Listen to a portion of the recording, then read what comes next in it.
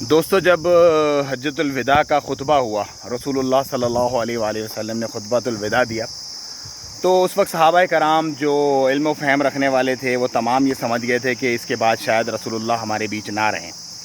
اور جب رسول اللہ صلی اللہ علیہ وسلم نے فرمایا کہ کیا میں نے آپ تک دین پہنچا دیا ہے، تو صحابہ کرام نے یک جان ہو کر یک زبان ہو کر کہا کہ نہ کہ صرف پہنچا دیا ہے بلکہ پہنچانے کا حق بھی ادا کر دیا ہے۔ تو رسول اللہ صلی اللہ علیہ وسلم نے کہا کہ اب آگے اسے پہنچانا آپ کی ذمہ داری ہے۔ تو صحابہ کا یہ جذبہ تھا اور یہ ایمان تھا کہ جس کی سواری کا منہ جس طرف تھا اس وقت حرم مکہ میں حجۃ الوداع کے موقع پر، خطبۃ الوداع کے موقع پر، وہ وہیں سے اسی سمت نکل گیا اسلام کے جھنڈے کو اور اسلام کو پھیلانے کے لیے۔ اور اسی لیے آپ کو پتہ چلتا ہے کہ کسی صحابی کی قبر کہیں ہے، کسی صحابی کی قبر کہیں ہے، اور لاکھوں ایسے صحابہ کرام جو تابعین تبع تابعین ان کے بعد گزرے، ان کی تو قبروں کے بھی نام و نشان نہیں ہے، کیونکہ انہوں نے اپنے آپ کو وقف کر دیا رسول اللہ کے لیے، اللہ کے دین کے لیے اور اسلام کے لیے۔ انہی میں سے ایک صحابی رسول کی جو قبر ہے وہ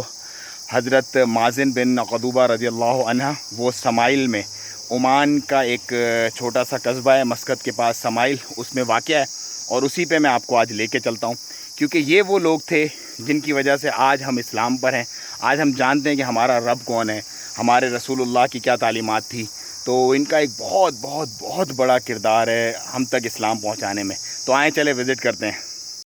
حضرت مازن بن قدوبہ رضی اللہ عنہ کا مزار سلطنت آف عمان کی جو کیپٹل ہے مسقط،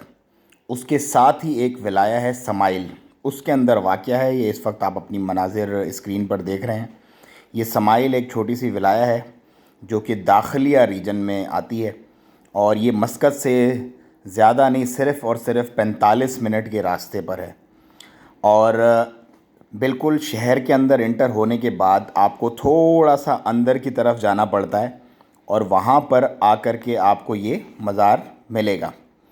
اچھا، اس کی اچھی بات یہ ہے کہ یہاں پر ایک جو انوائرمنٹ ہے نا وہ بڑا فنٹاسٹک ہے۔ یہ بیسکلی ایک کھجوروں کے باغ کے درمیان موجود ہے، اور یہاں پہ کینالز چل رہی ہیں اس کھجور کو پانی دینے کے لیے باغ کو، اور پورا ہرا بھرا انوائرمنٹ ہے، بالکل ایک گاؤں کا سا منظر پیش ہوتا ہے، اور اتنی بڑی ہستی یہاں پہ موجود ہیں تو ان کی پریزنس سے ہی اس علاقے کو چار چاند لگ جاتے ہیں۔ یہ رستہ پتلی پگڈنڈی، آپ تھوڑی سی واک کرنی پڑے گی آپ کو روڈ کے ساتھ سے، اور آپ پہنچ جائیں گے یہ۔ اچھا، سب سے اچھی بات جو مجھے لگی کہ نہ کوئی نظر نیاز، نہ کوئی چڑھاوے، نہ کوئی دھمالیں، نہ کوئی موالی چرسی، کوئی نہیں ہے، بالکل ایک خاموش آرام گاہ۔ لبیک اللہم لبیک لبیک لا شریک لک لبیک ان الحمد والنعمت لک والملک لا شریک لک۔ إلى عرفات سنمضي